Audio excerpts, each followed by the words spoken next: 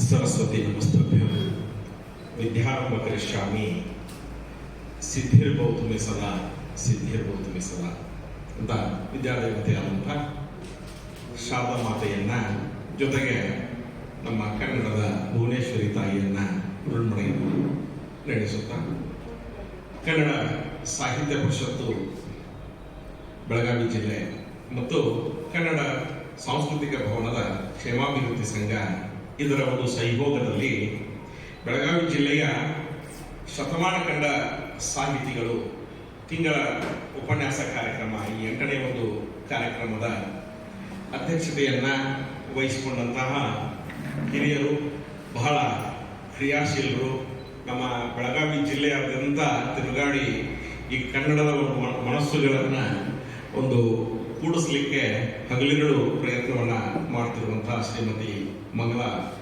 ಮೆಟ್ಗುಡ್ madam ಅವರೇ, ಈ ಕಾರ್ಯಕ್ರಮದ ಬಗ್ಗೆ ಪ್ರಾಸ್ತಾವಿಕ ನುಡಿಗಳನ್ನು ಹೇಳಿದಂತಹ ಗೌರವ ಕಾರ್ಯದರ್ಶಿಗಳಾದಂತಹ ಹಾಗೂ ನನ್ನ ಗುರುಗಳು ಹೌದು, ನಮ್ಮ ತಂದೆಯ ಸ್ನೇಹಿತರು, ನನ್ನ ಬಗ್ಗೆ ಬಹಳಷ್ಟು ಅಭಿಮಾನವನ್ನ ಇಟ್ಕೊಂಡಂತಹ, ಆಮೇಲೆ ನನಗೊಂದು ಒಳ್ಳೆಯ ಅವಕಾಶವನ್ನ ಕಲ್ಪಿಸಿಕೊಟ್ಟಂತಹ ನಮ್ಮ ಎಂ.ವೈ. ಮೆಣಸಿನಕಾಯಿ ಸರ್ ಅವರೇ, ಅದರ ಜೊತೆಗೆ ಬಹುಶಃ ನನ್ನ ಬಗ್ಗೆ ಬಹಳ ಅಭಿಮಾನದ ಒಂದು ಮಾತುಗಳಿಂದ ಪರಿಚಯವನ್ನ ಮಾಡಿಕೊಟ್ರು. ಮೇಡಮ್ ಅವರು ಸಹ ಬಹಳ ಹಿಂದಿನಿಂದ ಪರಿಚಯ. ನಾನು B.Ed ಕಾಲೇಜಿನಲ್ಲಿ ಉಪನ್ಯಾಸಕ ಇದ್ದಾಗಿಂದ 1999ರಿಂದ ಪರಿಚಯ. ಅವರ ಪತಿಯವರು ಸಹ ನನಗೆ ಬಹಳಷ್ಟು ಆತ್ಮೀಯರಾಗಿದ್ದರು, ಡಾಕ್ಟರ್ ಭಾರತಿ ಮೇಡಮ್, ಮಠದ ಮೇಡಮ್ ಅವರೇ. ಹಾಗೂ ಈ ಕಾರ್ಯಕ್ರಮದ ಒಂದು ನಿರೂಪಣೆಯನ್ನ ಮಾಡಿದಂತಹ ಕಾರ್ಯದರ್ಶಿಗಳಾದಂತಹ S.S. ಹಲ್ವಾಯಿ ಅವರೇ, ಅದರ ಜೊತೆಗೆ ಕ್ಷಮಿಸಬೇಕು, ಈ ನಮ್ಮ ಈ ಕಾರ್ಯಕ್ರಮದೊಳಗೆ ಬಹಳಷ್ಟು ಹಿರಿಯರಿದ್ದೀರಿ, ಹಿರಿಯ ಸಾಹಿತಿಗಳಿದ್ದೀರಿ. ಈ ಕೃಷಿ ನಮ್ಮ ಸಾಹಿತ್ಯದಲ್ಲಿ ಬಹಳಷ್ಟು ಒಂದು ಕೃಷಿಯನ್ನು ಮಾಡಿದವರಿದ್ದೀರಿ. ನಾನು ಬಹಳ ತಮ್ಮೆಲ್ಲರ ಮುಂದೆ ಬಹಳ ಚಿಕ್ಕವ, ಅದರಲ್ಲೂ ಈ ಕನ್ನಡ ಒಂದು ಸಾಹಿತ್ಯ ಕ್ಷೇತ್ರದೊಳಗೆ ನಾನು ಕೃಷಿ ಮಾಡಿಲ್ಲ. ನಾನು ಬೇರೆ ಅಂದ್ರೆ ಮನೋವಿಜ್ಞಾನ ಆ ಇದರಲ್ಲಿ ಬರೆದಿರಬಹುದು. ಆದರೆ ಅದಕ್ಕೆ ಒಮ್ಮೆ ನನಗೆ ಅನಿಸ್ತು, ಒಮ್ಮೆ ಅಂತಂದ್ರೆ ಕೈಲಾಸಂ ಅವರ ಒಂದು ಘಟನೆ ನೆನಪಾಯಿತು ನನಗೆ. ಅವ್ರ ಮನೆಗೆ ಅವರು ನಮ್ಮ ಮೆಣಸಿನಕಾಯಿ ಸರ್ ಅಂತವರು ಸಾಹಿತಿಗಳು ಅವರನ್ನು ಭೇಟಿ ಆಗ್ಲಿಕ್ಕೆ ಹೊರಟಿದ್ರು. ಅವಾಗ ಅವರು ಭೇಟಿ ಆಗ್ಲಿಕ್ಕೆ ಹೋದಾಗ ದಾರಿ ಒಳಗಡೆ ನನ್ನಂತವ ಅವರಿಗೆ ಭೇಟಿ ಆಗ್ತಾರೆ. ಸರ್ ಅವಾಗ ನಾನು ಅವ್ರನ್ನ ಕೇಳಿದ್ರಂತ, ಎಲ್ಲಿ ಹೊರಟಿದ್ರಿ ನೀವು? ಅವಾಗ ಅವ್ರಿಲ್ಲ, ನಾನು ಹಿಂಗ ನಮ್ಮ ಸಾಹಿತಿಗಳಾದಂಥ ಕೈಲಾಸಂ ಅವರನ್ನ ಭೇಟಿ ಆಗ್ಲಿಕ್ಕೆ ನಾನು ಹೊರಟೀನಿ ಅಂತ ಅವರು ಹೇಳಿದ್ರು. ಅವಾಗ ನಮ್ಮಂತ ಒಬ್ಬ ಸಾಹಿತ್ಯದ ಗಂಧಗಾಳಿ ಗೊತ್ತಿಲ್ಲದಂತವನಿಗೂ ಕೈಲಾಸಂ ಅವ್ರಿಗೆ ಭೇಟಿ ಆಗ್ತೀರಿ, ಹಾಗಿದ್ರೆ ನಾನು ಅವಶ್ಯವಾಗಿ ಅವರನ್ನು ಭೇಟಿ ಆಗಬೇಕು, ನಾನು ನಿಮ್ಮ ಜೊತೆಗೆ ಬರ್ತೀನಿ ಅಂತ. ಆಯ್ತು, ಹೊರಟಿದ್ದೀನಿ, ಬರ್ರಿ ಅಂತ ಕರ್ಕೊಂಡು ಹೋದ್ರು. ಅವಾಗ ನೇರವಾಗಿ ಅವ್ರ ಮನೆಗೆ ಹೋಗಿ, ಅವಾಗಿನ ಒಂದು ಸಾಹಿತಿಗಳ ಮನೆಗಳು ಸ್ವಲ್ಪ ಅಸ್ತವ್ಯಸ್ತ, ಅಂದ್ರೆ ಅಲ್ಲೇ ಪೇಪರ್ ಬರೆದು ಹರಿದು ಹೋದಂಥ ಚೀಟಿಗಳಲ್ಲೇ, ಊಟ ಮಾಡಿದ ತಟ್ಟೆಯಲ್ಲೇ, ಆಮೇಲೆ ಸಿಗರೇಟ್ ಸೇರಿದಂಥದ್ದು ಅಲ್ಲೇ. ಸೊ ಹೀಗಾಗಿ ಬಹಳಷ್ಟು ಅಸ್ತವ್ಯಸ್ತ ಇದ್ದಂಥದ್ದು. ಹೀಗಾಗಿ ಇವರೇನು ನಮ್ಮ ಮೆಣಸಿನಕಾಯಿ ಸರ್ ಸಾಹಿತಿಗಳು ಹೋಗಿದ್ರಲ್ಲ, ಇವರು ನೇರವಾಗಿ ಕೈಲಾಸಂ ಅವರ ಜೊತೆಗೆ ಸಾಹಿತ್ಯದ ಕುರಿತು ಚರ್ಚೆ ಆರಂಭ ಮಾಡಿದ್ರು. ಅವ್ನು ನನ್ನಂತವ ಹೋದವ ಸುತ್ತಮುತ್ತ ಸ್ವಲ್ಪ ಮನೆ ನೋಡ್ತಾನೆ, ಅಂದ್ರೆ ಆ ಒಂದು ರೂಮ್ ಅವನ್ನೆಲ್ಲ ನೋಡ್ತಾನೆ. ಬಹಳಷ್ಟು ಗಲೀಜು ಇದ್ದದ್ದನ್ನು ನೋಡಿ ಅವ ಕೂಡುವಾಗ ಆಮೇಲೆ ಬಹಳ ಒಂದು ಏನೋ ಇದನ್ನ ಇಟ್ಕೊಂಡು ಬಂದಿದ್ದವ, ಅವ್ರ ಮನೆ ಸಾಹಿತಿಗಳ ಮನೆ ಹೇಗಿರ್ತದೆ ಆಗಿರ್ತದೆ ಅಂತ ತಿಳ್ಕೊಂಡು. ಅವಾಗ ಅಲ್ಲಿ ಬಂದು ನೋಡಿದ ತಕ್ಷಣ ಅದು ಅಸ್ತವ್ಯಸ್ತ ನೋಡಿ ಅವನು ಮುಖ ಒಂದು ತರ ಗಂಟ ಹಾಕೊಂಡು ಹಿಂಗೆ ಮೂಗು ಮುಚ್ಕೊಂಡು ಅಲ್ಲಿ ಕೂತ್ಕೊತಾನ. ಅವ ಸಾಹಿತ್ಯದ ಬಗ್ಗೆ ಏನು ಮಾತಾಡೋದಿಲ್ಲ. ಅದನ್ನ ನೋಡಿ ನಮ್ಮ ಕೈಲಾಸಂ ಅವರಿಗೆ ಮುಜುಗರ ಆಗ್ತದೆ. ಅಲ್ಲ, ಏನಪ್ಪ ಇವರು ನಮ್ಮ ಮನೆಗೆ ಬಂದು ಇಲ್ಲಿ ಇದನ್ನು ನೋಡ್ಕೊಂಡು ಒಂಥರ ಮೂಗು ಮುಚ್ಕೊಂಡು ಕೂತಾನಲ್ಲ ಅಂತ ಹೇಳಿ ಈ ಮಟ್ಟದಲ್ಲಿ ಹೇಗೆ ಆ ಪರಿಸ್ಥಿತಿ ನಿಭಾಯಿಸಬೇಕು ಅಂತ ತಿಳ್ಕೊಂಡು ಅವಾಗ ಕೈಲಾಸಂ ಅವರು ಅವ್ರ ಸ್ನೇಹಿತರಿಗೆ ಒಂದು ಪ್ರಶ್ನೆ ಕೇಳಿದ್ರು. ನಾನು ಒಂದು ಪ್ರಶ್ನೆ ಕೇಳ್ತೀನಿ, ಉತ್ತರ ಹೇಳ್ರಿ ನೀವು ಅಂತ ಹೇಳಿ. ಅವಾಗ ಆಯ್ತು ಕೇಳ್ರಿ ಅಂತ ಹೇಳಿ ಅವ್ರಿಗೆ ಹೇಳಿದಾಗ ಕೈಲಾಸಂ ಅವರು ಬಹಳ ಸರಳವಾದಂತಹ ಒಂದು ಪ್ರಶ್ನೆಯನ್ನ ಕೇಳ್ತಾರೆ. ಏನು ಅಂತಂದ್ರೆ, ಕಸ ಎಂದರೇನು ಅಂತ ಕೇಳ್ತಾರೆ. ಅವ್ರಿಗೆ ಕಸಿವಿಸಿ ಆಗ್ತದೆ ಸಡನ್. ನಾನು ಬೇರೆ ಎಲ್ಲ ಇದ್ರ ಬಗ್ಗೆ ಡೆಫಿನೇಷನ್ ವ್ಯಾಖ್ಯಾನಗಳನ್ನು ನೋಡೀನಿ, ಈ ಕಸ ಅಂದ್ರೆ ವ್ಯಾಖ್ಯಾನ ನೋಡಿಲ್ಲಲ್ಲ ಅಂತ ಅನ್ಕೊಂತೀವರು ತಲೆ ಕೆಡ್ಕೊಂತ ನಿಂತಿರ್ತಾರ. ಅವಾಗ ಮಾತ್ರ ಅವರು ಹೇಳ್ತಾರೆ ಕೆಲಸ ಅವರು ನಿಮ್ಗೆ ಕೇಳ್ತಾ ಇದ್ದೀನಿ ನಾನು, ಡಿಫೈನ್ ಮೀ ವಾಟ್ ಈಸ್ ಕಸ ಅಂತ ಹೇಳ್ತಾರೆ. ಕಸ ಅಂದ್ರೆ ಏನು ಅಂತೇಳಿ ಅವಾಗ ಇವ್ರು ಹೇಳಿದ್ರು ನನಗೆ ಅದು ತಲೆ ಕೊಳಿತಾ ಇಲ್ಲ, ನೀವೇ ಅದು ಅರ್ಥ ಹೇಳ್ಬಿಡ್ರಿ ಅಂತೇಳಿ. ಅವಾಗ ಅವ್ರು ಹೇಳಿದ್ರು ಯಾವುದು ಎಲ್ಲಿರಬಾರ್ದು ಅದು ಅಲ್ಲಿದ್ರೆ ಕಸ ಅಂತ ಹೇಳಿ, ಯಾವುದು ಎಲ್ಲಿರಬಾರ್ದು ಅದು ಅಲ್ಲಿದ್ರೆ ಕಸ. ಹಿಯರ್ ಯುವರ್ ಫ್ರೆಂಡ್ ಇಸ್ ಕಸ, ಪ್ಲೀಸ್ ಸ್ಯಾಂಡ್ ಹಿಮ್ ಔಟ್ ಅಂತ ಅವ್ರು. ಅಂದ್ರೆ ಮೋಸ್ಟ್ಲಿ ಆ ರೀತಿ ನಾನು ಅನ್ಕೊಂಡಿದ್ದೀನಿ. ಯಾಕಂದ್ರೆ ಇಲ್ಲಿ ಕನ್ನಡ ಸಾಹಿತ್ಯದ ಬಗ್ಗೆ ಬಹಳಷ್ಟು ಕೃಷಿಯನ್ನ ಮಾಡಿದಂತ ಇಲ್ಲಿ ಮಹಾನ್ ವ್ಯಕ್ತಿಗಳಿದ್ದೀರಿ. ಸೊ ಈ ಸಂದರ್ಭದೊಳಗೆ ನನಗೆ ಅದು ಬಹಳ ದೊಡ್ಡ ಸಾಹಿತಿ. ಅವರನ್ನ ನಾವು ಅವರ ಒಂದು ಹೆಸರುದೊಳಗನ ಅಂದ್ರೆ ಆ ನೇ ಉಪಾಧ್ಯಾಯ ಅಂತ, ಹೀಗಾಗಿ ಅವ್ರನ್ನ ನಾವು ಆಗಿನ ಒಂದು ಕಾಲದಲ್ಲಿ ಅವರಿಗೆ ಕನ್ನಡದ ಒಂದು ಸಾಹಿತ್ಯದ ಆಣೆ ಅಂತನ ಅವರನ್ನ ಕರೀತಿದ್ರು. ಸೊ ಅಂತಹ ಮಹಾನ್ ವ್ಯಕ್ತಿಗಳ ಒಂದು ಬರಹದ ಬಗ್ಗೆ, ಅವರ ಒಂದು ಜೀವನದ ಬಗ್ಗೆ ಒಂದು ಪರಿಚಯವನ್ನ, ಉಪನ್ಯಾಸವನ್ನ ಮಾಡುವಂತಹ ಭಾಗ್ಯ ನನಗೆ ಬಂದು ಬರ್ತದ್ದು ಬಹಳ ತುಂಬಾ ಒಂದು ದೊಡ್ಡ ಭಾಗ್ಯ. ಅದರ ಜವಾಬ್ದಾರಿ ಎಷ್ಟು ಮಟ್ಟಿಗೆ ನಾನು ನಿಭಾಯಿಸ್ತೀನಿ ಅನ್ನೋದನ್ನ ತಾವು ಅಲ್ಲಿ ಹೇಳಬೇಕಾಗ್ತದೆ. ಅಸೇತು ಹಿಮಾಚಲದವರೆಗಿನ ವಿಶಾಲ ಭಾರತದಲ್ಲಿರುವ ಪಂಡಿತ ಮಂಡಳಿಯಲ್ಲಿ ಪ್ರತಿಯೊಬ್ಬರ ಒಂದು ಗೌರವ ಪ್ರಶಂಸೆಗಳಿಗೆ ಪಾತ್ರರಾಗಿ ಎಲ್ಲರ ವಿಶ್ವಾಸ ಮನ್ನಣೆಗಳನ್ನು ಗಳಿಸಿಕೊಂಡಿರುವ ಸರ್ವ ಜನಾದರಣೀಯ ವಿದ್ವಾಂಸರೆಂದೆನಿಸಿದಂತಹ ಡಾಕ್ಟರ್ ಆದಿನಾಥ್ ನೇಮಿನಾಥ್ ಅವರ ಬಗ್ಗೆ ಒಂದು ಉಪನ್ಯಾಸವನ್ನ ಮಾಡೋದು ನನಗೆ ಬಹಳ ಒಂದು ಹೆಮ್ಮೆ. ಈಗಾಗಲೇ ನಮ್ಮ ನಿರೂಪಣೆ ಮಾಡಿದಂತ ಹಲ್ವಾಯಿ ಸರ್ ಅವರು ಹೇಳಿದ್ರು, ಅವರು ನಮ್ಮ ಬೆಳಗಾವಿ ಜಿಲ್ಲೆ ಒಂದು ಹೆಮ್ಮೆಯ ಒಂದು ಸಾಹಿತಿ. ನಮ್ಮ ಬೆಳಗಾವಿಯ ಒಂದು ಗಡಿ ಭಾಗ ಇರುವಂತಹ ಸವಲ್ಗಿಯಲ್ಲಿ 6 ಫೆಬ್ರವರಿ 1906 ಜನಿಸಿದ್ರು. ಇದೇ ತಿಂಗಳು ಒಂದು 6ನೇ ತಾರೀಕು ಅವರು ಜನಿಸಿದ್ರು 1906. ಹಾಗಾದ್ರೆ ಅದೇ ಅವರು ಒಂಥರ ಯಾವ ರೀತಿ ಶಿವಾಜಿ ಹಾಗೂ ನಮ್ಮ ನೆಪೋಲಿಯನ್ನರು ಬಾಲ್ಯದಲ್ಲೇ ಒಂದು ತಂದೆಯನ್ನ ಕಳ್ಕೊಂಡಿರ್ತಾರ, ಆ ರೀತಿಯಾಗಿ ಆದಿನಾಥರು ಸಹ ಅವರು ಬಾಲ್ಯದಲ್ಲಿನೇ ಒಂದು ತಂದೆಯನ್ನ ಕಳೆದುಕೊಂಡ್ರು ಸಹ ಅವರು ಉತ್ಸಾಹ ಅಂದ್ರೆ ಅವರ ಚಿಕ್ಕಪ್ಪನ ಒಂದು ಸಾಂಗತ್ಯದಲ್ಲಿ ಅವರು ಬೆಳೆದು ಅಂತಾರಾಷ್ಟ್ರೀಯ ಮಟ್ಟಕ್ಕೆ ಬೆಳೆದಂತಹ ಒಬ್ಬ ಸಾಹಿತಿ ಅಂತ ಹೇಳ್ತೀವಿ. ಅವರು ಹುಟ್ಟು ಕನ್ನಡಿಗರು, ಅಂದ್ರೆ ಹುಟ್ಟಿನಿಂದ ಅವರು ಅಚ್ಚು ಕನ್ನಡಿಗರು. ಅವರು ಒಂದು ಮಾತೃಭಾಷೆ ಕನ್ನಡ, ಅವ್ರು ಹುಟ್ಟಿದಂತ ಮನೆತನ ಕನ್ನಡವನ್ನು ಮಾತನಾಡುವಂತವರು. ಬೆಳವಣಿಗೆಯಿಂದ ಮರಾಠಿಗರು, ಯಾಕೆಂದ್ರೆ ಅವರ ಅಧ್ಯಯನ ಹೆಚ್ಚಿನ ಒಂದು ಉನ್ನತ ಅಧ್ಯಯನ ಎಲ್ಲ ಮಹಾರಾಷ್ಟ್ರದಲ್ಲಿ ಆಗ್ತದೆ. ಸೊ ಅದಕ್ಕಾಗಿ ಅವರು ಬೆಳವಣಿಗೆಯಿಂದ ಮರಾಠಿಗರು. ಆದರೆ ಬದುಕಿನಿಂದ ಮತ್ತು ಬರವಣಿಗೆಯಿಂದ ಸ್ವಚ್ಛ ಭಾರತೀಯರು, ಅಂದ್ರೆ ಇಡೀ ಭಾರತದಲ್ಲಿರುವಂತಹ ಜನರು ಅವರನ್ನ ಒಪ್ಪುವಂತಹ ರೀತಿ ಒಳಗ ಅವರ ಒಂದು ಬರವಣಿಗೆಗಳು ಇತ್ತು ಅನ್ನುವುದನ್ನ ಅವರ ಒಂದು ಬದುಕನ್ನು ನೋಡಿದಾಗ ನಮಗೆ ಅರ್ಥ ಆಗ್ತದೆ. ಅವರ ಒಂದು ಪ್ರಾಥಮಿಕ ಶಿಕ್ಷಣ ಅದ ಒಂದು ಸದಲ್ಗ ಮತ್ತು ಶಮನೇವಾಡಿ ಒಳಗೆ ಆಗ್ತದೆ. ಅದಾದ್ಮೇಲೆ ಅವರು ಪ್ರೌಢಶಾಲೆಗೆ ನಮ್ಮ ಬೆಳಗಾವಿಗೆ ಬರ್ತಾರೆ.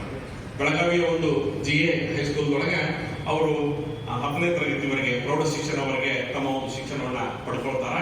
ನಂತರ ಉನ್ನತ ಅಧ್ಯಯನಕ್ಕಾಗಿ, ಅಂದ್ರೆ ಅವಾಗಿನ ಕಾಲದೊಳಗೆ ನಾವು ಈಗ ಅದನ್ನ PUC ಅಂತೀವಿ, ಅವಾಗ ಅದಕ್ಕೆ ಇಂಟರ್ಮೀಡಿಯೇಟ್ ಅನ್ನೋ ಅಂತಿದ್ರು ಅವರು. ಅದಕ್ಕಾಗಿ ಆ ಒಂದು 2 ವರ್ಷಗಳ ಕೋರ್ಸ್ಗಾಗಿ ಅವರು ಕೊಲ್ಹಾಪುರಕ್ಕೆ ಅಲ್ಲಿ ಹೋಗ್ತಾರ. ರಾಜಾರಾಮ್ ಕಾಲೇಜ್ ಒಳಗೆ 2 ವರ್ಷ ಅವರು ಕಾಲೇಜ್ ಅಧ್ಯಯನವನ್ನ ಮಾಡ್ತಾರೆ. ಅದಾದ್ಮೇಲೆ ಪದವಿಗಾಗಿ ಅವರು ಕೊಲ್ಹಾಪುರದಿಂದ ಮತ್ತೆ ಬರ್ತಾರ ಅಂತಂದ್ರೆ ಸಾಂಗ್ಲಿಗೆ ಬರ್ತಾರೆ. ಸಾಂಗ್ಲಿಯಲ್ಲಿರುವಂತಹ ಒಂದು ಬಹಳ ಪ್ರಸಿದ್ಧ ಒಂದು ಕಾಲೇಜು ವೆಲ್ಲಿಂಗ್ಟನ್ ಒಂದು ಕಾಲೇಜಿನೊಳಗೆ ಅವರು ಪದವಿಗಾಗಿ ಅಲ್ಲಿ ಬರ್ತಾರ. ಅಲ್ಲಿ ಅವರು ಕಲಿತಂತಹ ಒಂದು ವಿಷಯ, ಅವರು ಆಯ್ಕೆ ಮಾಡ್ಕೊಂಡಂತಹ ಒಂದು ವಿಷಯ ಪದವಿ ಒಳಗಡೆ ಸಂಸ್ಕೃತ, ಅದ್ರ ಜೊತೆಗೆ ಪ್ರಾಕೃತ ಭಾಷೆ, ಅದ್ರ ಜೊತೆಗೆ ನಾವು ಇನ್ನೊಂದು ಅದಕ್ಕೆ ಪದನ ಬಳಸ್ತಾರ. ಅದು ಯಾವುದು ಅಂತಂದ್ರೆ ಅರ್ಧ ಮಾಗಧಿ ಭಾಷೆ ಅಂತ ಹೇಳ್ತೀವಿ. ಅರ್ಧ ಮಾಗಧಿ ಭಾಷೆ ಅಂತಂದ್ರೆ ಅದು ಸಾಮಾನ್ಯವಾಗಿ ಪ್ರಾಕೃತ ಅಂದ್ರೆ ಉತ್ತರ ಒಂದು ಭಾರತದೊಳಗೆ ಒಂದು ಜೈನ ಸಾಹಿತ್ಯ ಒಂದು ರಚನೆಯಾದಂತಹ ಒಂದು ಭಾಷೆ ಯಾವುದು ಅಂತಂದ್ರೆ ಅದು ಅರ್ಧ ಮಾಗಧಿ ಭಾಷೆ.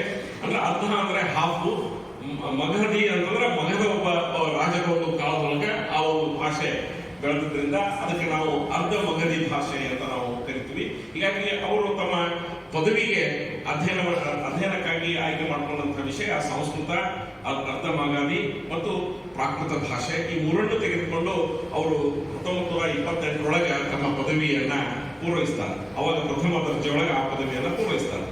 ನಂತರ ಅವರು MA ಪುನಃ ಒಂದು ಭಂಡಾರ್ಕರ್ ಒಂದು ಪಾಂಡಿತ್ಯ ವಿದ್ಯಾಸಂಸ್ಥೆಗೆ ಅವರು ತೆರಳುತ್ತಾರೆ. ಅಲ್ಲಿ ಪ್ರಾಕೃತ ಭಾಷೆ ಒಳಗೆ ಒಂದು MA ಅಧ್ಯಯನವನ್ನ ಮಾಡ್ತಾರ. ಸೊ ಆ ಒಂದು ಸಂದರ್ಭದೊಳಗೆ ಅವ್ರಿಗೆ ಅಲ್ಲಿ ಒಬ್ಬ ಗುರುಗಳು ಡಾಕ್ಟರ್ VS ಸುಂತರ್ಕರ್ ಅಂತ ಹೇಳಿ ಇರ್ತಾರ. ಡಾಕ್ಟರ್ VS ಸುಂತರ್ಕರ್ ಅವರು ಅವಾಗಿನ ಒಂದು ಕಾಲದೊಳಗೆ ಅಂದ್ರೆ 1920ರ ಒಂದು ಅವಧಿ ಒಳಗೆ ಅವರು ಮಹಾಭಾರತದ ಆಧಾರಭೂತವಾದಂತಹ ಒಂದು ಮೂಲ ಗ್ರಂಥ ಅಂದ್ರೆ ಮಹಾಭಾರತ ಈಗೇನು ನಾವು ಅಧ್ಯಯನವನ್ನು ಮಾಡ್ತೀವಿ ಅದರ ಒಂದು ಮೂಲ ಗ್ರಂಥವನ್ನ ಸಂಶೋಧನಾತ್ಮಕವಾಗಿ ಸಿದ್ಧಪಡಿಸಿದಂತ ಒಬ್ಬ ಸಾಹಿತಿ ಯಾರು ಅಂತಂದ್ರೆ ಅವರು ಡಾಕ್ಟರ್ VS ಸುಂತರ್ಕರ್ ಅವರು. ಅವರ ಒಂದು ಮಾರ್ಗದರ್ಶನದೊಳಗೆ ಅವರು 1930ರೊಳಗೆ ಮೂಲ ಗ್ರಂಥ ಅದು ಸಂಸ್ಕೃತದಲ್ಲಿರುವಂತಹ ಒಂದು ಮೂಲ ಗ್ರಂಥ. ಅದನ್ನ ಅವರು ಸಂಶೋಧನಾತ್ಮಕ ಮಾಡಿ ತಮ್ಮದೇ ಆದಂತಹ ಒಂದು ಗ್ರಂಥವನ್ನ ಬರೆದಂತವರು. ಸೊ ಅದರ ಮೇಲೆ ಬಹಳಷ್ಟು ಉಪನ್ಯಾಸವನ್ನ ಅಂದ್ರೆ ಪ್ರವಚನ ರೂಪದೊಳಗೆ ಅವರು ಉಪನ್ಯಾಸವನ್ನ ಕೊಡ್ತಿದ್ರಂತೆ. ಆ ಒಂದು ಪ್ರವಚನ ಮತ್ತು ಉಪನ್ಯಾಸಗಳಿಂದ ಈ ನಮ್ಮ ಡಾಕ್ಟರ್ ಆದಿನಾಥ್ ನೇಮಿನಾಥ್ ಉಪಾಧ್ಯಾಯವರು ಪ್ರೇರಿತಗೊಂಡು ನಾನು ಅದೇ ರೀತಿಯಾಗಿ ಅಂದ್ರೆ ಅವಾಗೇನು ತಾಳಿ ಗಡಿಯ ಮೇಲೆ ಅನೇಕ ಒಂದು ಗ್ರಂಥಗಳು ಅಪೂರ್ಣವಾಗಿ ಉಳಿದಂಥವು. ಹಾಗೆ ಅವುಗಳನ್ನ ನಾನು ಸಂಶೋಧನಾತ್ಮಕ ರೂಪದಲ್ಲಿ ನಾನು ಬರೆದು ಅವುಗಳನ್ನ ನಮ್ಮ ಈ ಸಾಹಿತ್ಯದ ಒಂದು ಅದರ ಮೇಲೆ ಒಂದು ಸಾಹಿತ್ಯದ ಬೆಳಕನ್ನ ಹರಿಸಬೇಕು ಅಂತ ಹೇಳಿ ಅವಾಗ ಅವರು MA ಮಾಡುವಂತ ಸಂದರ್ಭದೊಳಗೆ ಅವ್ರಿಗೆ ಮನಸ್ಸಾಗ್ತದೆ. ನಂತರ ಅವರು MA ಮುಗಿಸಿದ ಕೂಡಲೇ ಅವರು ಮತ್ತೆ ಕೊಲ್ಲಾಪುರಕ್ಕೆ ಅವ್ರು ಕಲ್ತಂತಹ ಒಂದು ರಾಜಾರಾಮ ಕಾಲೇಜಿನಲ್ಲಿ ಉಪನ್ಯಾಸಕರಾಗಿ ಅಂದ್ರೆ ಅಧ್ಯಾಪಕರಾಗಿ ಒಂದು ಸೇವೆಯನ್ನ ಸೇರ್ತಾರ. ಮುಂದೆ 1933ರೊಳಗೆ ಅವರು ಪ್ರೊಫೆಸರ್ ಆಗ್ತಾರೆ. ಅದೇ ಒಂದು ಪ್ರೊಫೆಸರ್ ಆಗಿ ಒಂದು ಕಾಯಂ ಒಂದು ಪ್ರಾಧ್ಯಾಪಕರಾಗಿ ಅಲ್ಲಿ ಸೇರ್ತಾರ. ಅವ್ರು ಮುಂದೆ 1932ರೊಳಗೆ ಸುಂದರಾಬಾಯಿ ಅನ್ನುವಂತಹ ಒಬ್ಬ ಹೆಣ್ಮಗಳೊಂದಿಗೆ ಅವರು ಮದುವೆಯಾಗಿ 3 ಜನ ಗಂಡು ಮಕ್ಕಳು, ಒಬ್ರು ಹೆಣ್ಣು ಮಕ್ಕಳು ತುಂಬ ಒಂದು ಸಂಸಾರ ಅವ್ರದ್ದು ಆಗಿತ್ತು ಅಂತ ನಾವು ಹೇಳ್ತೀವಿ. ಇನ್ನ ಇವರು ಮೂಲತಃ ನಾವು ಅಪಭ್ರಂಶ ಕೃತಿಗಳು ಅಂತ ಕರೀತಾರೆ. ಅಂತಂದ್ರೆ ಅಪಭ್ರಂಶ ಕೃತಿಗಳು ಅಂತಂದ್ರೆ ಕೆಲವೊಂದು ಕೃತಿಗಳನ್ನ ತಪ್ಪಾಗಿ ಅರ್ಥೈಸಿ ಜನರು ಅದನ್ನ ರೂಢಿಸಿಕೊಂಡಂತ ಅಥವಾ ಅರ್ಧಮರ್ಧ ಅದನ್ನ ತಿಳ್ಕೊಂಡಂತ ಒಂದು ಕೃತಿಗಳನ್ನ ಇವರು ಅದರ ಮೇಲೆ ಬೆಳಕನ್ನ ಚೆಲ್ಲಿ ಸಂಶೋಧನಾತ್ಮಕವಾಗಿ ಅವುಗಳ ಮೇಲೆ ಪ್ರಬಂಧಗಳನ್ನ ಬರೆದು ಅವುಗಳನ್ನ ಪ್ರಕಟ ಮಾಡುವುದನ್ನ 1930ರಿಂದಲೇ ಆ ಒಂದು ಕಾರ್ಯವನ್ನ ಇವರು ಆರಂಭ ಮಾಡ್ತಾರೆ. ಅದಾದ ಮೇಲೆ ಇವರು ಆ ಒಂದು ಸಂಶೋಧನಾತ್ಮಕ ಪ್ರಬಂಧ ಮಂಡಿಸೋದನ್ನ ಅವಾಗ ಡಾಕ್ಟರ್ PL ವೈದ್ಯ ಅಂತ ಹೇಳಿ ಪುನಾದ ಅವರು ದರ್ಭಾಂಗ ಮಿಥಿಲಾ ಸಂಘದ ಒಬ್ಬರು ಡೈರೆಕ್ಟರ್ ಆಗಿರ್ತಾರೆ. ಹಾಗಾದ್ರೆ ಅವರು ಇವರ ಒಂದು ಪಾಂಡಿತ್ಯವನ್ನು ನೋಡಿ ಅವ್ರು ಏನ್ ಹೇಳ್ತಾರ ಅಂತಂದ್ರೆ ಅವ್ರ ಹತ್ರ ಸಾಕಷ್ಟು ಒಂದು ಗ್ರಂಥಾಲಯ ಇರ್ತದೆ. ಆ ಗ್ರಂಥಾಲಯದೊಳಗೆ ಸಾಕಷ್ಟು ಗ್ರಂಥ ಭಂಡಾರಗಳು ಅವ್ರ ಹತ್ರ ಇರ್ತಾವೆ.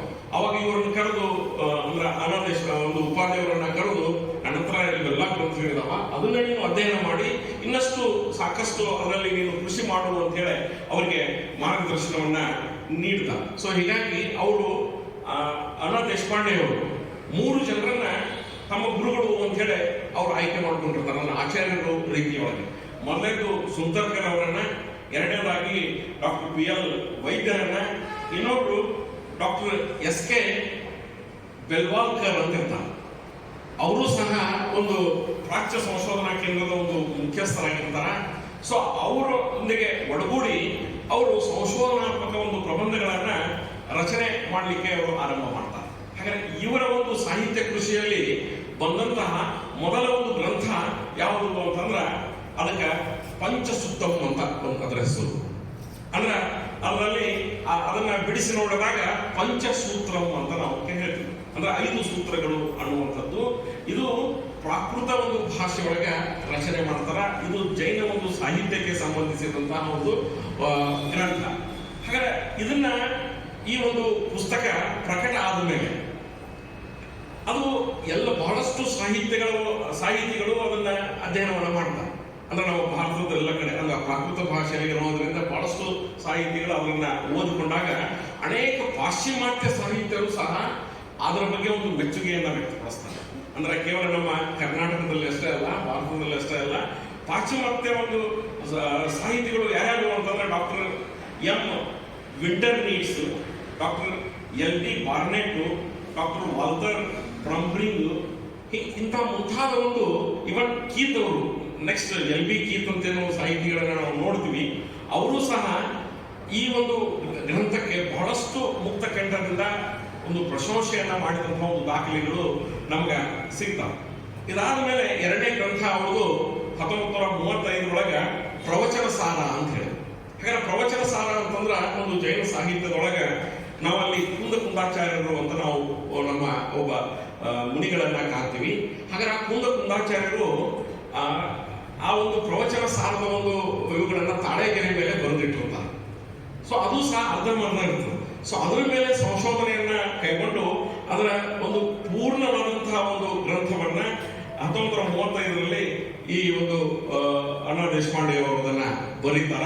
ಸೊ ಅದಕ್ಕಾಗಿಯೂ ಸಹ ನಮ್ಮ ಕನ್ನಡ ಒಂದು ಅನೇಕ ಜನ ಸಾಹಿತಿಗಳು ಪ್ರಶಂಸೆಯನ್ನ ಮಾಡ್ತಾರ. ಅದರಲ್ಲಿ ಡಾಕ್ಟರ್ ಬಿ ಎಲ್ ಅತ್ರೆ ಅವರು, ಡಾಕ್ಟರ್ ಆರ್ ಶಾಬಾ ಶಾಸ್ತ್ರಿ ಅವರು ಮುಂತಾದವರು, ಅದರ ಜೊತೆಗೆ ಪಾಶ್ಚಿಮಾತ್ಯರು ಸಹ ಅದರ ಬಗ್ಗೆ ಬಹಳಷ್ಟು ಕೊಂಡಾಡಿದ್ದಾರೆ. ಹಾಗಾದ್ರೆ ಈ ಎರಡೂ ಗ್ರಂಥವನ್ನ ನೋಡಿ 1939 ಮುಂಬೈ ಒಂದು ವಿಶ್ವವಿದ್ಯಾಲಯ ಇವರಿಗೆ ಡಿಲಿಟ್ ಪದವಿಯನ್ನ, ಅಂದ್ರೆ PhD ಗಿಂತಲೂ ಅತ್ಯುನ್ನತವಾದಂತಹ ಪದವಿ ಅದು, ಡಿಲಿಟ್ ಪದವಿಯನ್ನ ನೀಡಿ ಗೌರವವನ್ನು ಮಾಡ್ತಾರ. ಮುಂದೆ ಅದ್ರ ಜೊತೆಗೆ ಅವಾಗಲೇ ಅವ್ರಿಗೆ 3 ವರ್ಷದ ಒಂದು ಫೆಲೋಶಿಪ್ ಅನ್ನ ಕೊಡ್ತಾರೆ. ಹಾಗಾದ್ರೆ ಆ ಫೆಲೋಶಿಪ್ ಹೆಸರು ಸ್ಟ್ರಿಂಗರ್ ರಿಸರ್ಚ್ ಫೆಲೋಶಿಪ್ ಅಂತ ಹೇಳಿ, ಸ್ಟ್ರಿಂಗರ್ ರಿಸರ್ಚ್ ಫೆಲೋಶಿಪ್ ಅಂತ ಹೇಳಿ ಈ 3 ವರ್ಷದ ಒಂದು ಫೆಲೋಶಿಪ್ ಅನ್ನ ಕೊಟ್ಟು, ಸ್ಕಾಲರ್ಶಿಪ್ ಅನ್ನ ಕೊಟ್ಟು ಒಂದು ಸಂಶೋಧನೆಯನ್ನ ಮಾಡ್ಲಿಕ್ಕೆ ಪ್ರೋತ್ಸಾಹವನ್ನ ಮಾಡ್ತಾರ. ಅವಾಗ ಇವರ ಒಂದು ವಯಸ್ಸು ಕೇವಲ 33 ವಯಸ್ಸೊಳಗೆ ಆ ಒಂದು ಗೌರವವನ್ನು ಅವರು ಪಡೆದುಕೊಳ್ತಾರೆ. ಹಾಗ ಅದನ್ನ ನೋಡಿ ಅವ್ರ ಗುರುಗಳಾದಂತಹ ಡಾಕ್ಟರ್ PL ವೈದ್ಯರು ಅವ್ರಿಗೆ ಬಹಳ ಖುಷಿಯಾಗಿ ಒಂದು ಉದ್ಯಾನವನ್ನ ತೆಗಿತಾರೆ. ಏನಂತ ಹೇಳ್ತಾರಪ್ಪ ಅಂತಂದ್ರೆ, ನನ್ನ ಶಿಷ್ಯನೇ ನನ್ನನ್ನ ಪರಾಭವಗೊಳಿಸಿದಂತಹ ಭಾಗ್ಯ ನನ್ನದು, ನಾ ಅಂತ ಭಾಗ್ಯಶಾಲಿ ವ್ಯಕ್ತಿ ನಾನು ಅಂತ ಹೇಳಿ ಅವ್ರ ಗುರುಗಳು ನಮ್ಮ ಈ ಅಣ್ಣಾ ದೇಶಪಾಂಡೆ ಅವರ ಬಗ್ಗೆ ಹೇಳ್ತಾರೆ. ಹೀಗೆ ಅವರ ಒಂದು ಸಾಹಿತ್ಯ ಕೃಷಿ ಬಹಳಷ್ಟು ಕೃತಿಗಳನ್ನ ಅವರಲ್ಲಿ ಬರಿತಾ ಸಾಕ್ತಾರೆ. ಅದರ ಜೊತೆಗೆ ಮುಂದೆ ಅವರು ಅನೇಕ ಒಂದು ಸಂಘಟನೆಯೊಂದಿಗೂ ಸಹ ಸಕ್ರಿಯವಾಗಿ ಪದಾಧಿಕಾರಿಗಳಾಗಿ ಕಾರ್ಯವನ್ನ ನಿರ್ವಹಿಸ್ತಾ ಇರ್ತಾರೆ. ಅದರಲ್ಲಿ ಯಾವ್ಯಾವು ಅಂತ ನಾವು ನೋಡಿದಾಗ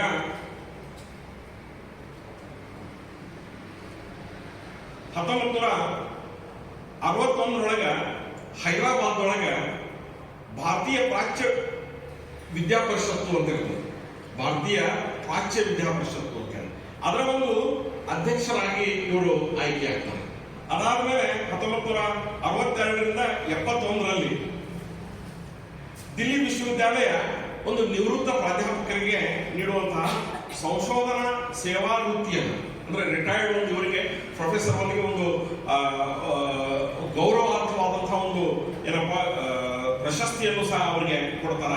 ನೆಕ್ಸ್ಟ್ 1963 ದಿಗಂಬರ್ ಜುಬ್ಲಿ ಸಮಾರಂಭದೊಳಗ ಬಿಹಾರ ರಾಜ್ಯದ ರಾಜ್ಯಪಾಲರಾದಂತಹ ಅನಂತ ಶೈನ್ ಅವರು ಇವರಿಗೆ ಸಿದ್ಧಾಂತಾಚಾರ್ಯ ಅನ್ನುವಂತಹ ಒಂದು ಬಿರುದನ್ನು ಸಹ ನೀಡಿ ಅವರಿಗೆ ಗೌರವವನ್ನ ನೀಡ್ತಾರೆ. ಅದಾದ ಮೇಲೆ 1964 ಗೌಹಾಟಿ ಅಖಿಲ ಭಾರತ ಪ್ರಾಕೃತ ವಿದ್ಯಾ ಸಮ್ಮೇಳನದೊಳಗ ಇವರು ಬಹಳ ಒಂದು ವಿದ್ವತ್ವ ಪೂರ್ವವಾದಂತಹ ಒಂದು ಭಾಷಣವನ್ನ ಮಾಡಿ ಅಲ್ಲಿ ಅವರು ತಮ್ಮದೇ ಆದಂತಹ ಒಂದು ಪ್ರಬಂಧವನ್ನ ಅಲ್ಲಿ ಮಂಡಿಸ್ತಾರೆ. ಅದಾದ ಮೇಲೆ 1965 ಮಹಾರಾಷ್ಟ್ರ ರಾಜ್ಯದ ಪಾಥರ್ಡಿ ಪ್ರಾಕೃತ ಭಾಷಾ ಒಂದು ಪರೀಕ್ಷಾ ಮಂಡಳಿಯ ಒಂದು ಉದ್ಘಾಟನಾಪರ ಭಾಷಣವನ್ನು ಮಾಡಿ ಅಲ್ಲಿ ಪ್ರಾಕೃತ ಭಾಷೆ ಯಾಕೆ ನಾವು ಅಧ್ಯಯನ ಮಾಡಬೇಕು ಅನ್ನೋದ್ರ ಬಗ್ಗೆ ಅಲ್ಲಿ ಅವರು ತಿಳಿಸಿಕೊಡ್ತಾರ. ಅದಾದ ಮೇಲೆ 1966 ಅಲಿಗಢದೊಳಗಡೆ ಅಖಿಲ ಭಾರತ ಪ್ರಾಚ್ಯ ವಿದ್ಯಾ ಸಮ್ಮೇಳನದ ಒಂದು ಅಧ್ಯಕ್ಷತೆಯನ್ನು, ಸರ್ವಾಧ್ಯಕ್ಷತೆಯನ್ನು ಸಹ ಅವರು ವಹಿಸ್ತಾರ. ಮುಂದೆ ನಮ್ಮ ಕರ್ನಾಟಕದೊಳಗೆ ಅಂದ್ರೆ 1967 ಶ್ರವಣ್ ಬೆಳಗೊಳದೊಳಗೆ ನಡೆದಂತಹ ಒಂದು 46ನೇ ಅಖಿಲ ಭಾರತ ಕನ್ನಡ ಸಾಹಿತ್ಯ ಸಮ್ಮೇಳನದ ಒಂದು ಸರ್ವಾಧ್ಯಕ್ಷರಾಗಿಯೂ ಸಹ ಅವರು ಕಾರ್ಯವನ್ನ ನಿರ್ವಹಿಸ್ತಾರೆ.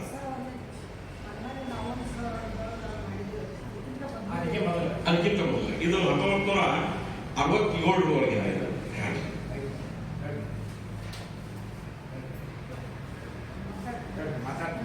ಇದು ಇದಾಗಿ 1967 ಅದಾದ್ಮೇಲೆ ಅದೇ ವರ್ಷ ವಾರಣಾಸಿ ಒಳಗೆ ಅಖಿಲ ಭಾರತ ಪ್ರಾಚ್ಯ ವಿದ್ಯಾ ಸಮ್ಮೇಳನದಲ್ಲೂ ಸಹ ಇವರು ಅಧ್ಯಕ್ಷರಾಗಿ ಇವರು ಆಯ್ಕೆಯನ್ನ ಆಗ್ತಾರೆ.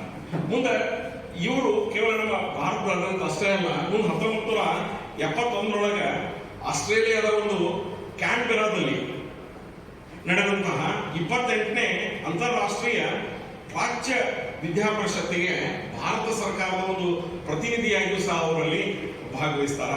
ಮುಂದೆ ಅದೇ ವರ್ಷ 1971, ಬಹುಶಃ ಇನ್ನು ನಾನು ಅವಾಗ ಹುಟ್ಟಿರಲಿಲ್ಲ. ಅವಾಗ ಅವರು ಮೈಸೂರಿಗೆ ಆಗಮಿಸಿ ನಮ್ಮ ಒಂದು ಮೈಸೂರು ವಿಶ್ವವಿದ್ಯಾಲಯದೊಳಗೆ ಪ್ರಾಕೃತ ಭಾಷಾ ಒಂದು ಕೇಂದ್ರವನ್ನ ಆ ಒಂದು ವಿಶ್ವವಿದ್ಯಾಲಯದೊಳಗೆ ಅವರು ಆರಂಭ ಮಾಡಲಿಕ್ಕೆ ಪ್ರಮುಖವಾದಂತಹ ಒಂದು ಕಾರಣೀಕರ್ತರಾಗ್ತಾರ. ಮುಂದೆ ಬೆಳಗಾವಿಯಲ್ಲಿಯೂ ಸಹ ಅಂದ್ರೆ 1972 ಬೆಳಗಾವಿಯಲ್ಲಿ ದಕ್ಷಿಣ ಭಾರತ ಜೈನ ಸಭೆಯ 62ನೇ ಅಧಿವೇಶನ ನಡೆಯುತ್ತದೆ. ಆ 62ನೇ ಅಧಿವೇಶನದ ಒಂದು ಅಧ್ಯಕ್ಷರು ಅಣ್ಣ ದೇಶಪಾಂಡೆ ಅವರು ಆಗ್ತಾರೆ. ಮುಂದೆ 1973 ಪ್ಯಾರಿಸ್ನಲ್ಲಿ ಜರುಗಿದಂತಹ ಯುನೋ ಶಿಕ್ಷಣ ಪರಿಷತ್ನೊಳಗೆ ಅವರು ಭಾರತದ ಪ್ರತಿನಿಧಿಯಾಗಿ ಭಾಗವಹಿಸಿ ತಮ್ಮದೇ ಆದಂತಹ ಒಂದು ವಿದ್ವತ್ಪೂರ್ಣವಾದಂತಹ ಒಂದು ಭಾಷಣವನ್ನು ಸಹ ಅಲ್ಲಿ ಮಾಡ್ತಾರೆ. ಇದಾದ್ಮೇಲೆ 1974 ಬೆಲ್ಜಿಯಂ ಆಂಪರ್ಟ್ನಲ್ಲಿ ನಡೆದಂತಹ ಜಾಗತಿಕ ವಿಶ್ವಭಾರತಿ ಮತ್ತು ಧರ್ಮ ಪರಿಷತ್ತಿನ ಭಾರತದ ಪ್ರತಿನಿಧಿತ್ವವನ್ನು ವಹಿಸಿ ಅಲ್ಲಿಯೂ ಸಹ ತಮ್ಮದೇ ಆದಂತಹ ಒಂದು ಅಚ್ಚನ್ನ ಅವರು ಮೂಡಿಸ್ತಾರ. ಹೀಗೆ ಅವರು ನಾವು ಅದಕ್ಕೆ ಹೇಳಿದ್ವಿ, ನಮ್ಮ ಕರ್ನಾಟಕದಲ್ಲಿ ಅಂದ್ರೆ ಕನ್ನಡಿಗರಾಗಿ ಜನಿಸಿ ಮಹಾರಾಷ್ಟ್ರದೊಳಗೆ ಅಧ್ಯಯನ ಮಾಡಿ ಅಲ್ಲಿ ಅಭಿವೃದ್ಧಿಯನ್ನು ಹೊಂದಿ ಅಂತಾರಾಷ್ಟ್ರೀಯ ಮಟ್ಟದಲ್ಲಿ ಬೆಳೆದಂತಹ ಮಹಾನ್ ವ್ಯಕ್ತಿ ನಮ್ಮ ಬೆಳಗಾವಿಯ ಅಣ್ಣ ದೇಶಪಾಂಡೆಯವರು, ಉಪಾಧ್ಯಾಯವರು. ಅವರನ್ನ ನಮ್ಮ ಕುವೆಂಪು ಅವರು ಒಮ್ಮೆ ಒಂದು ಸಮ್ಮೇಳನದೊಳಗೆ ಅವ್ರ ಬಗ್ಗೆ ಹೇಳ್ತಾರೆ. ಅವರು ಸಾಹಿತ್ಯದೊಳಗೆ ನಮ್ಮ ಒಂದು ಸಾಹಿತ್ಯದ ಆಣೆ, ಅವ್ರ ಹೆಸರಿಗೆ ತಕ್ಕ ಹಾಗೆ ಅವರು ಸಾಹಿತ್ಯದ ಆಣೆ. ಮುಂದೆ ಅವರ ಒಂದು ಅಂದ್ರೆ ಅವರ ಒಂದು ಸ್ಟೇಟಸ್ ಇವನ್ನೆಲ್ಲ ನೋಡಿದ್ರೆ ಅವ್ರ ಬಗ್ಗೆ ಒಂದು ಬಹಳಷ್ಟು ಏನಪ್ಪಾ ಅಹಂ ಅವನ್ನೆಲ್ಲ ನೋಡಿದ್ರೆ ಬಿಂದು ಅನ್ನುವಂಥ ಅವ್ರ ಬಗ್ಗೆ ಹೊಗಳಿಕೆಯನ್ನ ನಮ್ಮ ಕುವೆಂಪು ಅವರು ಅಲ್ಲಿ ಹೇಳಿದಂತಹ ಉಲ್ಲೇಖನೂ ಸಹ ನಾವು ನೋಡ್ತೀವಿ. ಆಮೇಲೆ ಇವರ ಒಂದು ವಿಶೇಷತೆ ಏನು ಅಂತಂದ್ರೆ ಅವರ ಒಂದು ವೇಷಭೂಷಣ ಬಹಳ ಸರಳ. ಯಾವಾಗಲೂ ಅವರು ಪಂಚೆ, ಮೇಲ್ಗಡೆ ಒಂದು ನೇರು ಶರ್ಟು, ಅದಾದ ಮೇಲೆ ಒಂದು ಖಾದಿ ಒಂದು ಜಾಕೆಟ್, ಆಮೇಲೆ ಟೋಪಿ, ಈ ರೀತಿಯಾದಂತಹ ಒಂದು ಅವರ ಒಂದು ವೇಷಭೂಷಣ. ಅವ್ರು ನೋಡಿದ ಕೂಡಲೇ ಬಹಳಷ್ಟು ಅಂದ್ರೆ ಜನರಿಗೆ ಬಹಳ ಒಂದು ಗೌರವ ಮೂಡುವಂತಹ ಒಂದು ವ್ಯಕ್ತಿತ್ವ ಅವ್ರದ್ದಾಗಿತ್ತು. ಮುಂದೆ ಅವಾಗ ಅವರು ಒಂದು ಸೂಟ್ ಬೂಟನ್ನು ಸಹ ಹಾಕುವಂಥದ್ದನ್ನ ಮಾಡ್ಕೊಳ್ತಿದ್ರು ಅನ್ನುವಂಥದ್ದ ಉಲ್ಲೇಖವನ್ನ ನಾವು ಇದರಲ್ಲಿ ನಾವು ನೋಡ್ತೀವಿ. ಆಮೇಲೆ ಇವ್ರ ವಿಶೇಷತೆ ಏನು ಅಂತಂದ್ರೆ ಪ್ರತಿದಿನ ಅವರು ಡೈರಿಯನ್ನ ಬರೀತಿದ್ರು. ತಮ್ಮ ಒಂದು ಜೀವನ ಇದರ ಬಗ್ಗೆ ಏನೇನಾಯಿತು ಇವತ್ತು ಅನ್ನೋದ್ರ ಬಗ್ಗೆ. ಹಾಗಾದ್ರೆ ಅವರ ಡೈರಿ ಒಬ್ಬ ನಿರಪರಾಧಿಗೆ ಸಹಾಯ ಆಯಿತು ಅನ್ನೋದ್ರ ಬಗ್ಗೆ ನಾನು ಒಂದು ಪುಸ್ತಕದಲ್ಲಿ ಓದಿದೆ. ಹೇಗೆ ಅಂತಂದ್ರೆ ಒಬ್ಬ ನಿರಪರಾಧಿಯನ್ನ ಒಂದು ಕೇಸ್ದೊಳಗೆ ಸಿಲುಕಿಸಿದ್ರು. ಅವ ಆ ಘಟನೆ ನಡೆದಂತ ಸಂದರ್ಭದೊಳಗೆ ಅವ ಅಲ್ಲಿ ಇರಲಿಲ್ಲ. ಅವಾಗ ಅವ ಕೋರ್ಟ್ನೊಳಗೆ ಹೇಳ್ತಾನ, ಆ ಘಟನೆ ಯಾವಾಗ ನಡೀತು, ನಾವಾಗ ಅಣ್ಣ ದೇಶಪಾಂಡೆ ಅವರ ಮನೆಯೊಳಗಿದ್ದೆ, ಅವ್ರ ಜೊತೆಗೆ ನಾನು ಚರ್ಚೆ ಮಾಡ್ತಿದ್ದೆ ಅಂತ ಹೇಳ್ತಾರೆ. ಅವಾಗ ಕೋರ್ಟು ಇವರನ್ನ ಅಲ್ಲಿ ಕರೆಸಿ ಇವ್ರನ್ನ ಒಂದು ಹೇಳಿಕೆ ಕೊಡುವಂತ ಸಂದರ್ಭದೊಳಗೆ ಇವರು ತಮ್ಮ ಒಂದು ಡೈರಿಯನ್ನು ತೆಗೆದುಕೊಂಡು ಹೋಗ್ತಾರೆ. ಆ ಡೈರಿಯನ್ನು ತೆಗೆದುಕೊಂಡು ಹೋದಾಗ ಇವ್ರು ಹೇಳ್ತಾರೆ, ನಾನು ಪ್ರತಿದಿನ ಡೈರಿ ಬರೀತೀನಿ, ಯಾರು ಭೇಟಿಯಾಗಿನಿ, ನನಗೆ ಯಾರು ಭೇಟಿಯಾಗಿದಾರ, ನಾ ಯಾರು ಭೇಟಿಯಾಗಿದ್ದೀನಿ, ಅವ್ರೆಲ್ಲರ ಬಗ್ಗೆ ನಾನು ಹೊಡೆದಿಟ್ಟಿರ್ತೀನಿ. ಸೊ ಅದರೊಳಗೆ ಈ ದಿನಾಂಕ ಏನು ಅವರು ಹೇಳ್ತಿದಾರಲ್ಲ, ನನ್ನ ಹತ್ರ ಇದ್ರು ಅವ್ರು ಯಾವ ವಿಷಯ ನನ್ನ ಜೊತೆಗೆ ಚರ್ಚೆ ಮಾಡಿದ್ರು ಅನ್ನೋದು ಸಹ ನಾನು ಇಲ್ಲಿ ಬರೆದಿಟ್ಟಿದ್ದೀನಿ, ಇದೇ ನೋಡ್ರಿ ಅಂತ ಹೇಳಿ ಅವ್ರಿಗೆ ಅಲ್ಲಿ ಒಂದು ನ್ಯಾಯಾಧೀಶರಿಗೆ ಅದನ್ನ ಹಾಜರುಪಡಿಸಿದಾಗ ಆ ವ್ಯಕ್ತಿಯನ್ನ ನ್ಯಾಯಾಧೀಶರು ನಿರಪರಾಧಿ ಅಂತೇಳಿ ಅವರಿಗೆ ಬಿಡುಗಡೆಯನ್ನ ಮಾಡ್ತಾರೆ.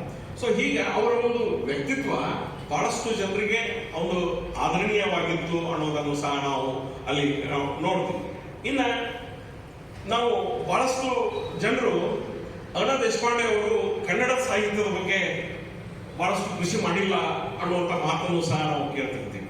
ಅವರು ಬಹಳಷ್ಟು ಬರೆದದ್ದು ಪ್ರಾಕೃತ ಭಾಷೆ ಒಳಗಡೆ, ಅರ್ಧ ಮಾಗಧಿ ಭಾಷೆ ಒಳಗಡೆ, ಸಂಸ್ಕೃತದೊಳಗೆ ಅಂತ ಅವರು ಬಹಳಷ್ಟು ಜನ ಮಾತಾಡ್ತಿರ್ತಾರೆ. ಬಟ್ ಅವರು ಕನ್ನಡದಲ್ಲೂ ಸಹ ಕೆಲವೊಂದು ಪುಸ್ತಕಗಳನ್ನ ಬರೆದಿದ್ದಾರೆ. ಅದರಲ್ಲೂ ನಮ್ಮ ಮೈಸೂರು ವಿಶ್ವವಿದ್ಯಾಲಯದೊಳಗೆ ಅದು ಒಂದೇನು ದಿನಪತ್ರಿಕೆ ಬರ್ತಿತ್ತು, ಅಲ್ಲಿ ಆ ಒಂದು ದಿನಪತ್ರಿಕೆಗೆ ಮೈಸೂರು ಮಿತ್ರ ಅನ್ನುವಂಥ ಒಂದು ದಿನಪತ್ರಿಕೆಗೆ ಪ್ರತಿ ವಾರ ಒಂದು ಆರ್ಟಿಕಲ್ ಅನ್ನ ಅವರು ಬರೆದು ಕೊಡ್ತಿದ್ರು ಅಂತ. ಅದ್ರ ಜೊತೆಗೆ ಅವರು ಪ್ರಾಕೃತದೊಳಗೆ ಕೆಲವೊಂದು ಕನ್ನಡ ಪದಗಳಿವೆ. ಹಾಗೆ ಆ ಪ್ರಾಕೃತದಲ್ಲಿರುವಂತಹ ಒಂದು ಕನ್ನಡ ಪದಗಳು ಯಾವುವು ಅನ್ನೋದನ್ನ ನಮ್ಮ ಅನೇಕ ಜನ ಒಂದು ಸಾಹಿತಿಗಳಿಗೆ ಅವರು ಬರೆದು ಕೊಟ್ಟಂಥವು ನಾವು ಉಲ್ಲೇಖಗಳನ್ನ ನಾವು ನೋಡ್ತಿರ್ತೀವಿ. ಆವಾಗ ನಮ್ಮ ನರಸಿಂಹಾಚಾರ್ಯರು ಅವ್ರ ಬಗ್ಗೆ ಹೇಳ್ತಾರೆ. ಅವರು ಕನ್ನಡದ ಬಗ್ಗೆ ಬಹಳ ಪುಸ್ತಕಗಳನ್ನು ಬರೆದಿಲ್ಲ, ಹೌದು. ಆದರೆ ಅವರು ಬರೆದಂತ ಪ್ರಾಕೃತ ಭಾಷೆ ಮುಂದೆ ಇಂಗ್ಲಿಷ್ನಲ್ಲಿ ಕನ್ನಡದ ಬಗ್ಗೆ ಬರೆದವರು. ಹೀಗಾಗಿ ಕನ್ನಡ ಓದಲಿಕ್ಕೆ ಬರೆದಂತ ಅನೇಕ ಜನರು ನಮ್ಮ ಕನ್ನಡದ ಬಗ್ಗೆ ಅವರು ತಿಳ್ಕೊಳ್ಳುವಂಗ ಆ ಕಾರ್ಯವನ್ನ ಅವ್ರು ಯಾರು ಮಾಡಿದಾರ ಅಂತಂದ್ರೆ ನಮ್ಮ ಅರುಣಾ ದೇಶಪಾಂಡೆ ಅವರು ಮಾಡಿದಾರ ಅನ್ನುವಂಥ ಮಾತನ್ನ ನಮ್ಮ ದಿವಂಗತ ನರಸಿಂಹಾಚಾರ್ಯರು ಅವ್ರ ಬಗ್ಗೆ ಹೇಳ್ತಾ ಹೋಗ್ತಾರೆ. ಸೊ ಈಗ ಅವರ ಒಂದು ಪುಸ್ತಕಗಳು ನಾವು ನೋಡಿದಾಗ ಬಹಳಷ್ಟು ಒಂದು ಕೃತಿಗಳು ಬರೆದಿದೆ. ಅಂದ್ರೆ ಅವ್ರ ಬಗ್ಗೆ ಒಂದು ನಮ್ಮ ಕಮಲಾ ಹಂಪಣ ಅವರು ಎಷ್ಟು ಅವುಗಳನ್ನ ಬರೆದಿದ್ದಾರೆ ಅನ್ನೋದಕ್ಕೆ ಬಗ್ಗೆ ಅವರು ಸಂಶೋಧನೆ ಒಂದು ಪ್ರಬಂಧವನ್ನು ಮಂಡಿಸಿದಾಗ ಅವರು ಅಂದ್ರೆ ಆಗಿನ ಕಾಲದೊಳಗೆ ಕಂಪ್ಯೂಟರ್ ಇರ್ತಿರ್ಲಿಲ್ಲ. ಅವ್ರು ಎಷ್ಟು ಒಂದು ಅಚ್ಚುಕಟ್ಟಿರ್ತಿತ್ತು ಅಂತಂದ್ರೆ ಅವ್ರ ಟೇಬಲ್ ಮ್ಯಾಗೆ 4 ಕಲರ್ ಪೆನ್ ಇರ್ತಿದ್ವಂತೆ. ಯಾರಾದ್ರೂ ಅವ್ರಿಗೆ ಪತ್ರ ಬರೆದ ಕೂಡಲೇ ಅವರಿಗೂ ಸಹ ಅಷ್ಟೇ ರಸವತ್ತವಾಗಿ ಪತ್ರಗಳನ್ನ ಬರೆದು ಅವ್ರಿಗೆ ಕಳಿಸ್ತಿದ್ರಂತ. 4 ಕಲರ್ ಪೆನ್ಗಳನ್ನ ಅವ್ರು ಕಳಿಸ್ತಿದ್ರು. ಆಮೇಲೆ ಅವರು ಇವನ್ ಅಂದ್ರೆ ಪ್ರಯಾಣ ಮಾಡುವಾಗ, ಟ್ರಾವೆಲ್ ಮಾಡುವಾಗ ರೈಲ್ವೆ ಸ್ಟೇಷನ್ ಒಳಗೆ ರೈಲು ಕಾಯುವಂತ ಸಂದರ್ಭದೊಳಗೆ ಅವ್ರ ಇವುಗಳನ್ನ ಅವರು ತಿದ್ದುವಂತ ಕೆಲಸ ಮಾಡ್ತಿದ್ರು. ಅಂದ್ರೆ ಅವಾಗಲೂ ಸಹ ಅವರು ತಮ್ಮ ಇವುಗಳನ್ನ ಅಂದ್ರೆ ಅವ್ರ ಹ್ಯಾಂಡ್ ರೈಟಿಂಗು ಸಹ ಈ ಪ್ರಿಂಟ್ ಹೊಡೆದಾಗ ಮುದ್ರಣ ಹಾಕಿದಾಗ ಅಷ್ಟು ಅಚ್ಚುಕಟ್ಟಾದಂತಹ ಒಂದು ಹ್ಯಾಂಡ್ ರೈಟಿಂಗು ಅವ್ರದ್ದಾಗಿತ್ತು ಅಂತ ನಾವು ಕಾಣ್ತೀವಿ. ಹೀಗೆ ಒಂದು ಅವರು ಅಂದ್ರೆ ಅವರು ಕಮಲಾ ಹಂಪಣ ಅವರು ಹೇಳ್ತಾರೆ, ಅವ್ರ ಅಂದಾಜು 1,00,000 ಪುಟ ಬರೀ ಅವ್ರ ಕೈಲಿಂದ ಬರೆದಿದ್ದಾರೆ ಅಂತ. 1,00,000 ಪುಟದಷ್ಟು ಒಂದು ಸಾಹಿತ್ಯವನ್ನ ಅವರು ಕೈಯಿಂದ ಅವರು ಬರೆದಿದ್ದಾರೆ ಅನ್ನುವಂಥದ್ದನ್ನು ನಾವು ನೋಡ್ತೀವಿ. ಸೊ ಅಂತಹ ಒಂದು ಮಹಾನ್ ಒಬ್ಬ ಸಾಹಿತಿ ಅವರಾಗಿದ್ರು ಅನ್ನೋದನ್ನ ಇಲ್ಲಿ ನಾನು ತಮ್ಮ ಮುಂದೆ ಅವರ ಬಗ್ಗೆ ಒಂದು ಪ್ರಸ್ತುತವನ್ನ. ಅವರ ಒಂದು ಪ್ರಮುಖವಾದಂತಹ ಒಂದು ಗ್ರಂಥಗಳು ಈಗಾಗಲೇ ಹೇಳಿದಾಗೆ ಪಂಚಸುದ್ದಮ್ಮ, ಅದಾದ್ಮೇಲೆ ಪ್ರವಚನ ಸಾರ, ಆಮೇಲೆ ನೆಕ್ಸ್ಟ್ ಪರಮಾತ್ಮ ಪ್ರಕಾಶ ಅನ್ನುವಂಥ ಒಂದು ಗ್ರಂಥ, ಅದಾದ್ಮೇಲೆ ವರಾಂಗ ಚರಿತೆ ಅನ್ನುವಂಥದ್ದು ಬರ್ತದೆ, ಆಮೇಲೆ ಕಂಸಮಹೋ, ಇವೆಲ್ಲವೂ ಈಗ ಹೇಳಿದಂಥವು ಪ್ರಾಕೃತ ಭಾಷೆ ಒಳಗಡೆ. ಅದಾದ್ಮೇಲೆ ಉಷಾಣಿ ವೃದ್ಧಂ ಅನ್ನುವಂಥದ್ದು, ಆಮೇಲೆ ತಿಲೋಯಿಪ್ಪಣ್ಣತ್ತಿ ಅನ್ನುವಂಥದ್ದು, ಆಮೇಲೆ ಬೃಹತ್ ಕಥಾಕೋಶ ಅನ್ನುವಂಥದ್ದು, ಅದ್ರ ಜೊತೆಗೆ ಧೂರ್ತ ಖ್ಯಾನ ಅನ್ನುವಂಥ ಒಂದು ವಿಡಂಬನಾ ಕಾವ್ಯ, ಆಮೇಲೆ ಚಂದ್ರಲೇಖ ಅನ್ನುವಂಥದ್ದು ಇದು ನಾಟಕ. ಅದರೊಳಗಡೆ ಇದೊಂದು ಪ್ರಾಕೃತ ನಾಟಕ. ಇದರ ಒಂದು ಮೂಲ ನಾಟಕಕಾರ ರುದ್ರದಾಸ್ ಅನ್ನುವಂಥವ್ರು, ಅದನ್ನ ಇವರು ಪ್ರಾಕೃತದೊಳಗೆ ಅದನ್ನ ಅನುವಾದವನ್ನ ಮಾಡಿದಂಥವ್ರು. ಮುಂದೆ ಲೀಲಾವತಿ ಕಹ ಅನ್ನುವಂತಹ ಇದು ಸಹ ಪದ್ಯಕಾವ್ಯ. ಅದರ ಜೊತೆಗೆ ತಿಲೋಯ ಪಣ್ಣತ್ತಿ ಅನ್ನುವಂಥದ್ದು 2ನೇ ಭಾಗವನ್ನ ನಂತರ ಮಾಡ್ತಾರೆ. ಅದಾದ್ಮೇಲೆ ಆನಂದ ಸುಂದರಿ ಅನ್ನುವಂಥದ್ದು ಸಹ ಅದು ಸಹ ಒಂದು ನಾಟಕ. ಅದು ನೆಕ್ಸ್ಟ್ ಜಂಬೂ ದ್ವೀಪ ಪಣ್ಣತ್ತಿ ಅಥವಾ ಜಂಬೂ ದ್ವೀಪ ಪ್ರಜ್ಞಪಿ ಅನ್ನುವಂತಹ ಒಂದು ಕೃತಿ.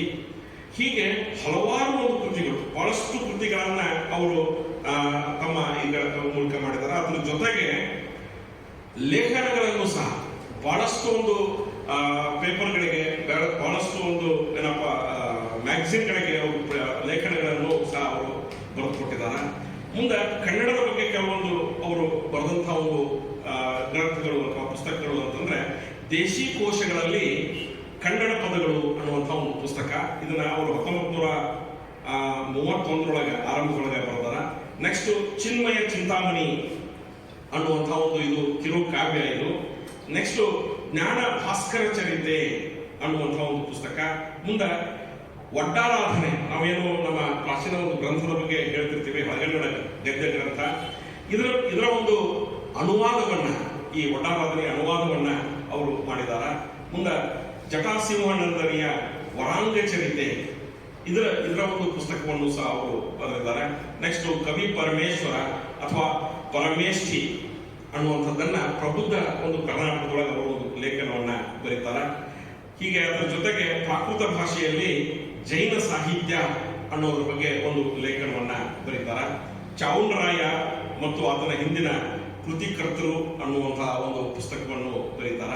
ಮುಂದೆ ಅದರ ಜೊತೆಗೆ ರನ್ನ ಕವಿಯ ಒಂದು ಕಾಲ, ದೇಶ ಮತ್ತು ವ್ಯಕ್ತಿತ್ವದ ಬಗ್ಗೆ ಅವರು ಸಂಶೋಧನಾತ್ಮಕವಾಗಿ ಅವರು ಪ್ರಬಂಧವನ್ನ ನಮ್ಮ ಕರ್ನಾಟಕ ವಿಶ್ವವಿದ್ಯಾಲಯದ ಬಗ್ಗೆ ಪ್ರಕಟವನ್ನ ಮಾಡಲಾಗಿದೆ.